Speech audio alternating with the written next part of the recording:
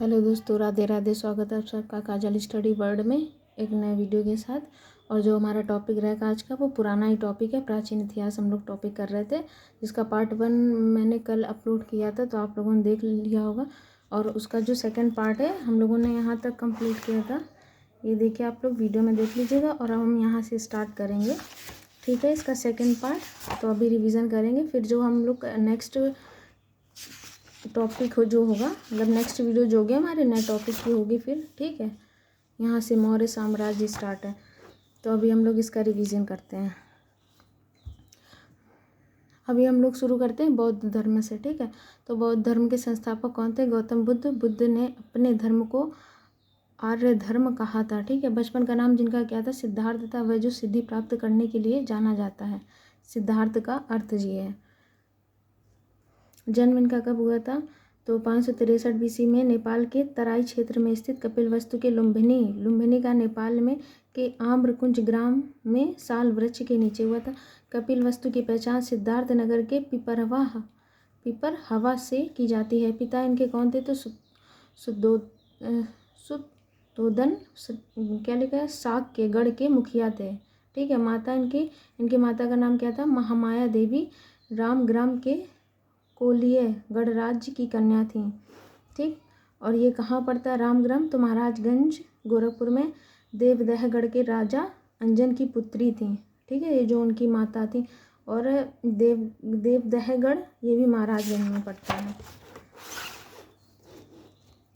इनकी पत्नी का नाम यशोधरा था। इन्होंने प्रथम उपदेश कहाँ दिया? तो ऋषिपत्तनम जो कि सारनाथ में है, ठीक है, वाराणसी में मृगदाव आश्रम में, ठीक है। क्या दिया? असंग कौंडिन्य सज्जीवप महानाम भद्दिय।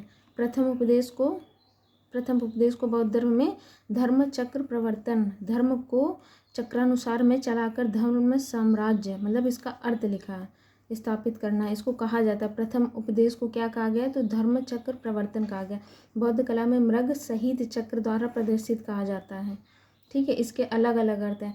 और प्रथम उपदेश का उल्लेख सूत्र पिटक में मिलता है। प्रथम, ये क्वेश्चन यहाँ से बनते हैं बहुत सारे। इनकी पत्नी का नाम भी आता है और उनकी माता जो है उनका भी नाम पूछा जाता है। आप लोग को दिख रहा है ना? प्रथम उपदेश में ही गौतम बुद्ध ने 4 आर्य सत्यों के बारे में बताया है। सत्यों के बारे में क्या है 4 सत्य? तो दुख का कारण, दुख का निवारण और निवारण के मार्ग। इन्हीं 4 आर्य सत्यों को अष्टांगिक मार्ग भी कहा जाता है। इन्हीं 4 सत्यों को अष्टांगिक मार्ग भी कहा जाता है। धम्मेक स्तूप अशोक द्वारा निर्माण हुआ था इसका, यहीं पर प्रथम उपदेश दिया था इन्होंने, ठीक है, जो कि सारनाथ वाराणसी में।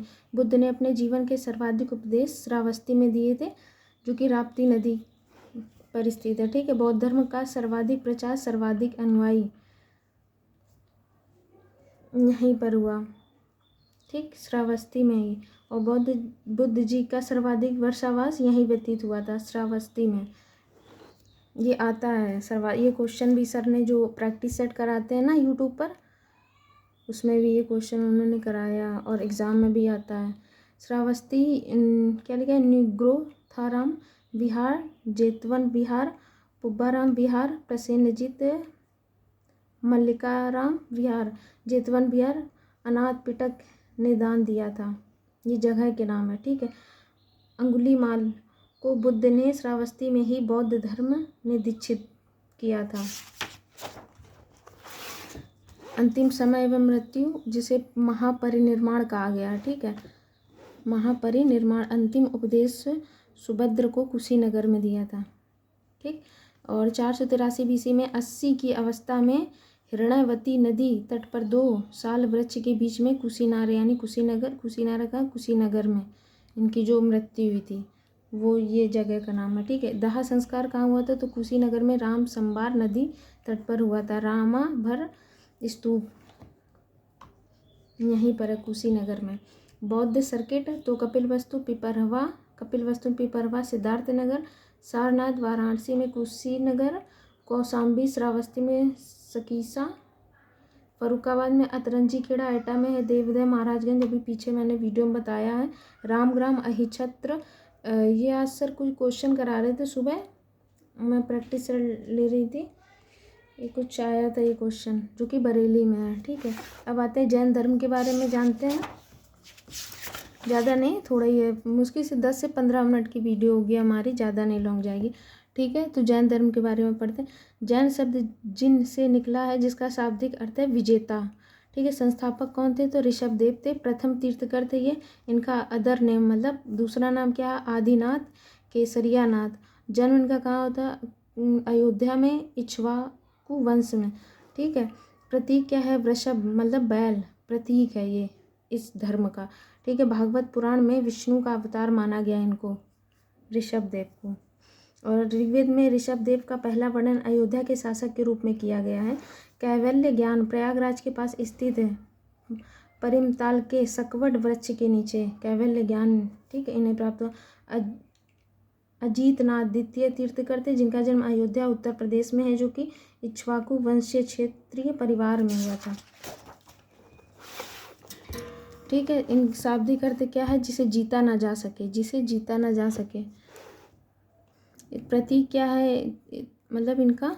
ठीक है, तो हाथी, क्या लिखा? अजय शक्ति का प्रतीक है हाथी। और तीसरे कौन थे? तो संभवनाथ, इनका जन्म श्रावस्ती में हुआ। प्रतीक क्या है? घोड़ा, गति और संयम का प्रतीक है।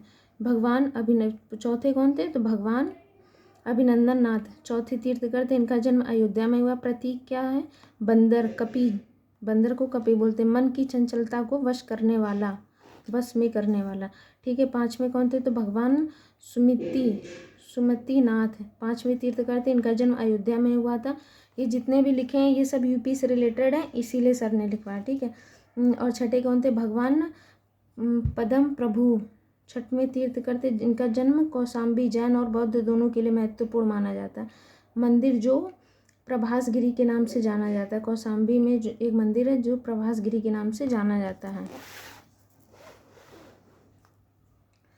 तो सातवें नंबर पे कौन थे? तो भगवान सुभाष नाथ, सातवें तीर्थ, जिनका जन्म वाराणसी का बदायूनी क्षेत्र में होता।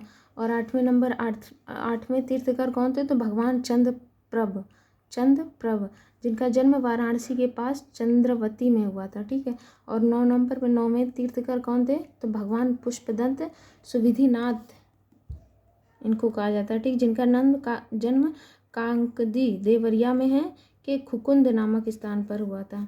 बड़े अजीब अजीब नाम है। और 13 नंबर पे ये देखिए, इसमें से 2-3 गायब हैं, मतलब जो यूपी से रिलेटेड है उन्हीं का सर ने लिखवाया से। भगवान विमलनाथ, तो 13वें तीर्थकर थे, इनका जन्म कांपिल फर्रुखाबाद में हुआ था। ठीक है, और 14 नंबर पे चौथवें तीर्थकर कौन थे? भगवान अनंतनाथ, जिनका जन्म अयोध्या में हुआ था। और 16वें तीर्थकर कौन थे? तो भगवान शांतिनाथ, जन्म कहाँ हुआ था? हस्तिनापुर मेरठ में, हस्तिनापुर मेरठ में है। ठीक, और 17 नंबर पे 17वें तीर्थकर कौन थे? तो भगवान कुंथुनाथ, इनका जन्म हस्तिनापुर मेरठ में हुआ था। भगवान और 22वें तीर्थकर कौन थे? भगवान नेमीनाथ, जिन्हें अरिष्ट नेमी कहा जाता है। ठीक है, जन्म इनका कहाँ हुआ था? सौरीपुर, वर्तमान बटेश्वर, जो कि आगरा में, यमुना नदी पर स्थित है सौरीपुर। और 23वें ये आते हैं क्वेश्चन पूछे जाते हैं एग्जाम में। ठीक है, इनको ध्यान से पढ़िएगा इनके बारे में। पार्श्वनाथ 23वें तीर्थकर थे, जन्म महावीर स्वामी जी के जन्म के 250 वर्ष पहले वाराणसी, मतलब एग्जैक्ट नहीं पता, लेकिन मैक्सिमम में यही बुक में लिखा है, इसलिए सर ने ऐसे ही लिखवाया है, यही डिटेल मिली है, एग्जैक्ट नहीं पता इनका। ठीक है, इनके पिता का नाम क्या था? अश्वसेन, काशी के राजा थे। और माता वापा देवी लिखा कि वापा देवी, पत्नी प्रभावती, अयोध्या अंचल के कुशल स्थल की राजकुमारी थी ये। उपाधि इन्हें क्या मिली? पुरुषाधीनम निग्रथन, क्या लिखा है यार? निर्ग्रंथ, हाँ, सांसारिक बंधनों से मुक्त, जिसका मतलब होता है निर्ग्रंथ। ठीक है, कोटि सादारणीय लिखा, कोटि सादारणीय सर्वजन प्रिय, प्रतीक क्या है? सर्प लिखा है ये, मेरी राइटिंग भी माशाल्लाह। ठीक है, इन्होंने गृह त्याग कब किया था? तो 30 वर्ष की अवस्था में इन्होंने गृह त्यागा था। 83 दिन एक संभेद शिखर पर्वत पर, आप लोग को दिख रहा है कि ना, कठोर तप किया था। और 83 है ना, 84वें दिन ज्ञान प्राप्त हुआ था। पार्श्वनाथ जी द्वारा प्रतिपादित 4 महाव्रत हैं, क्या है? तो सत्य, अहिंसा, आस्तेय, अपरिग्रह ग्रह नहीं होगा, ग्रह होगा, ठीक है, ब्रह्मचर्य तो महावीर स्वामी जी ने जोड़ा है, ये चौथा जो है, सॉरी 5वां, ये इन्होंने जोड़ा, महावीर स्वामी जी ने, 4 इन्होंने दिए, 5वां इन्होंने जोड़ा, ठीक। इंपॉर्टेंट पॉइंट्स है, कुछ पढ़ लेते हैं इनके बारे में, ठीक है। तो देवगढ़ जो कि ललितपुर में जैन मंदिरों का संग्रहालय कहाँ है? तो बेतवा नदी के किनारे स्थित है। प्राचीन किले के अंदर 31 जैन मंदिर स्थित है। और दूसरा क्या? हस्तिनापुर, ये अभी कुछ पॉइंट, ये जो नाम है ये भी आए ना पीछे, इस वजह से उनसे रिलेटेड जो भी पॉइंट है इंपॉर्टेंट वो सर ने लिखाए थे। हस्तिनापुर का मेरठ में तीर्थकरों की कर्म भूमि कहा जाता है हस्तिनापुर को, ठीक है। और उत्तर प्रदेश का सबसे बड़ा जैन धार्मिक केंद्र माना जाता है हस्तिनापुर को। जैनियों की काशी भी इसे कहा जाता है। आज ही सर ने प्रैक्टिस सेट करा रहे तो उसमें ये बताया था, जैनियों की काशी हस्तिनापुर कहा जाता है। दान तीर्थ भी कहा जाता है इसी को। प्रभासगिरी जो कि कौशाम्बी में पवित्र गिरिराज भगवान पद्म प्रभु की साधना स्थल है ये प्रभासगिरी, ठीक है। 5 तीर्थकरों की जननी अयोध्या को कहा जाता है। मथुरा भी आया था, तो प्राचीन जैन कला की जननी मथुरा कहा जाता है। जैन मूर्ति कला का प्राचीन केंद्र मथुरा कला शैली जो कि मथुरा में, कंकाली टीला भी मथुरा में है, के अवशेष जैन धर्म की प्राचीनता के सबसे बड़े प्रमाण यहीं मथुरा में मिलते हैं। जैन सर्किट के बारे में जान लेते हैं, ठीक है। तो देवगढ़ ललितपुर में, हस्तिनापुर मेरठ में है, बहेलना मुजफ्फरनगर में है, बढ़ौत बागपत में, बटेश्वर आगरा में, कांपिल फर्रुखाबाद में, चंद्रबार जैन मंदिर, बाहुबली जैन मंदिर फिरोजाबाद में है, मंगलायतन जैन मंदिर हाथरस में, पार्श्वनाथ दिगंबर जैन मंदिर रामनगर जो कि वाराणसी में है, ठीक। ये जगह का नाम दिया है कहाँ कहाँ पर है ये। और मखल्ली गोसाल, ठीक, आजीवक क्या लिखा, हाँ, आजीवक संप्रदाय के फाउंडर रहे हैं ये मखल्ली गोसाल, जिनका जन्म सरवड़ गांव जो कि श्रावस्ती में पड़ता है। अश्वघोष जो ठीक है, प्रथम शताब्दी कुषाण काल, इनका जन्म साकेत जो कि अयोध्या में पड़ता है। बुद्धचरित और सौंदरानंद महोबा जिले के गोखर पर्वत पर चंदेल राजाओं द्वारा निर्मित 24 तीर्थकरों की विशाल प्रतिमाएं चट्टानों को काटकर बनाई गई हैं। ये पॉइंट इम्पोर्टेंट है, आप लोग ध्यान रखिएगा, ठीक।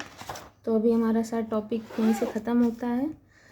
तो नेक्स्ट टॉपिक ये स्टार्ट करेंगे मौर्य साम्राज्य। ये मेरे में भी, ये भी बहुत लॉन्ग है, तो इसको अगर ज़्यादा लॉन्ग होगा तो फिर इसको पार्ट 3 में, मतलब 3 पार्ट करके रिवीजन करेंगे, वरना 2 पार्ट में कंप्लीट कर देंगे।